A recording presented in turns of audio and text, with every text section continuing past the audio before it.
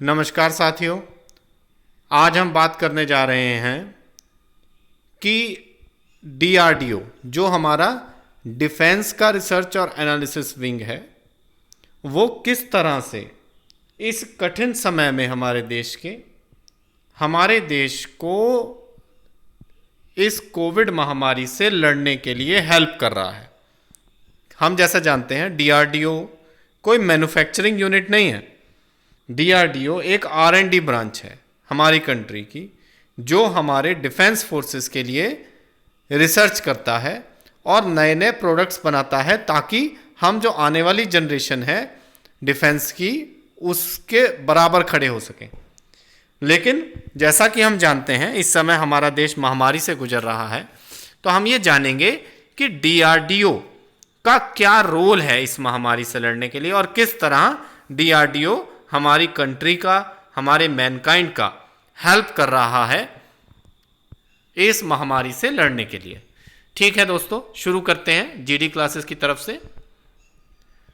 तो सबसे पहला है, अभी रिसेंटली आपको पता होगा डीआरडीओ ने एक दवा की खोज की है जिसका पूरा नाम 2-डीऑक्सी डी ग्लूकोज है, या शॉर्टकट में इसे 2DG भी कहते हैं, कोविड-19 से फाइट करने के लिए। पहले इसकी रिसर्च चल रही थी कैंसर पेशेंट्स में, कैंसर से किस तरह से लड़ाई की जा सकती है, तो कैंसर के इलाज के लिए इस दवा की खोज चल रही थी।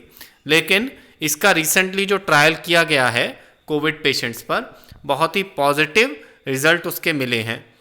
तो डीआरडीओ ने ये तैयार किसकी सहायता से किया है, तो आपको ये याद रखना है अपने परीक्षा से संबंधित। डीआरडीओ का एक इंस्टीट्यूट है जिसका नाम है nuclear medicine and allied sciences, ठीक है, और इन्होंने कोलैबोरेट किया है with doctor Reddy's lab. Doctor Reddy's lab क्या है? एक फार्मा कंपनी है, हमारे देश की प्राइवेट फार्मा कंपनी है। इसने डीआरडीओ की लैब के साथ, जिसका नाम है nuclear medicine and allied sciences, इसके साथ कोलैबोरेट किया और एक दवा बनाई जो कि है 2DG, 2-डीऑक्सी डी ग्लूकोज, ठीक है। अब ये किस तरह से मदद करती है पेशेंट्स की, ठीक है। 2DG जो है, जो हॉस्पिटलाइज पेशेंट है हमारे, जो ऑक्सीजन पर हैं, वेंटिलेटर पर हैं, हॉस्पिटल में एडमिट हैं, उन पेशेंट्स की ऑक्सीजन डिपेंडेंस कम करती है, ठीक है ना, और फास्टर रिकवरी करती है।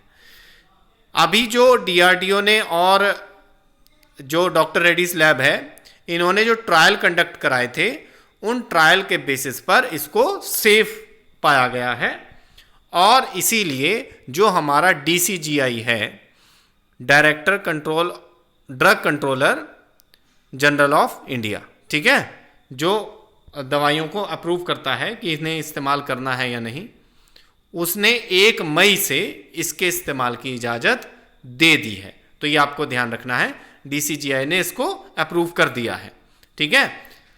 ये करता क्या है? ये किसी भी इन्फेक्टेड पर्सन में जो सेल्स वायरस से इन्फेक्ट हैं, वायरस क्या है? वायरस सेल्फ सस्टेन तो नहीं कर सकता ना अपने आप को, अपने बेसिस पर जीवित नहीं रह सकता।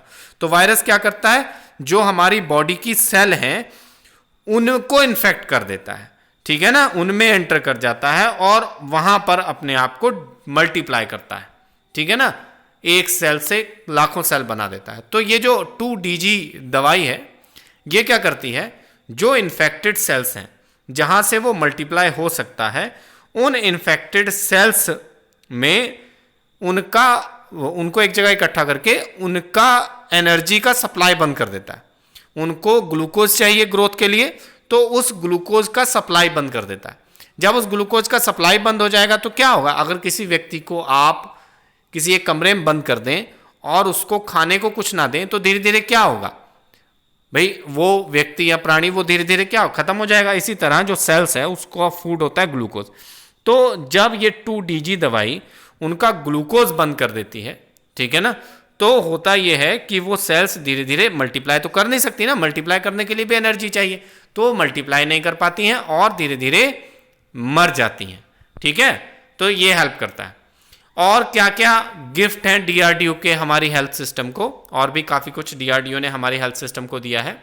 जैसे रिसेंटली ऑक्सीकेयर सिस्टम डेवलप किया था डीआरडीओ ने, ठीक है, जो क्या करता है, ऑक्सीजन की सप्लाई को रेगुलेट करता है on the basis of needs of the patient, यानी कि पेशेंट को किस समय कितनी ऑक्सीजन की जरूरत है ये वो तय करता है, ठीक है, वो तय करता है और ऑटोमेटिकली एडजस्ट कर देता है। अगर ज़्यादा ऑक्सीजन की जरूरत है तो किसी अटेंडेंट की जरूरत नहीं है ना, नर्स को या जो भी हमारा मेडिकल स्टाफ है, हेल्थ स्टाफ है, उसको बार बार आकर के चेक करने की जरूरत नहीं है कि क्या ऑक्सीजन लेवल, इसको ऑक्सीजन ज़्यादा कभी क्या होता है कम पे सेट कर दिए, अब अंदर इन्फेक्शन ज़्यादा हो गया है, उसको ऑक्सीजन ज़्यादा चाहिए, है ना, तो कोई अटेंडेंट नहीं है अटेंड करने के लिए, तो ज़्यादा ऑक्सीजन चाहिए तो क्या होगा, परेशान होगा पेशेंट, हो सकता है और सीवियर हो जाए और उसकी कंडीशन बिगड़ जाए।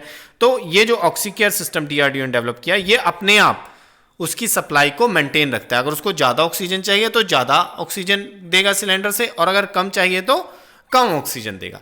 इसमें 2 मोड्स हैं, एक मैनुअली भी एडजस्ट कर सकते हैं और ऑटोमेटिकली भी एडजस्ट कर सकते हैं, ठीक है। इसके बाद अगला जो डीआरडीओ का एक गिफ्ट है हमारे हेल्थ सिस्टम के लिए, वो है डीआरडीओ ने एक टेक्नोलॉजी शेयर की है जो कि एयरक्राफ्ट्स में ऑक्सीजन जनरेट करती है। एयरक्राफ्ट जब हमारा बहुत ज़्यादा हाई अल्टीट्यूड पे चला जाता है और हमारे जो पायलट हैं उनको ऑक्सीजन की ज़रूरत होती है, तो एयरक्राफ्ट में एक डिवाइस होता है जो ऑक्सीजन जनरेट करता है, ठीक है ना, ऑक्सीजन कंसंट्रेट करता है। तो वो O2 जनरेशन जो टेक्नोलॉजी है, वो टेक्नोलॉजी ट्रांसफ़र की है डीआरडीओ ने। किन्हें किन्हें ट्रांसफ़र किया है ये जरूर आप याद रखिएगा, टाटा एडवांस सिस्टम लिमिटेड और ट्राइडेंट न्यूमेटिक्स, ठीक है, इनको दी है। तो ये इस टेक्नोलॉजी की हेल्प से इन्होंने लगभग 380 हॉस्पिटल्स में इंस्टॉल करने हैं ये सिस्टम, ठीक है, अभी किए नहीं है, प्रोसेस चल रहा है। तो 380 हॉस्पिटल्स में ये ऑक्सीजन जनरेशन का सिस्टम जो है वो इंस्टॉल करने वाले हैं।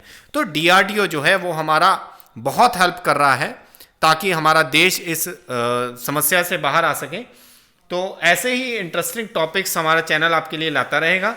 अगर आपको पसंद आया हो वीडियो तो लाइक कीजिएगा और चैनल को ज़रूर सब्सक्राइब कर देना, और तैयारी करते रहिए, सुनहरा समय है, अपने सपनों को उड़ान दीजिए। इसी के साथ बात को ख़त्म करते हैं, वीडियो ख़त्म करते हैं। व्यस्त रहिए, मस्त रहिए।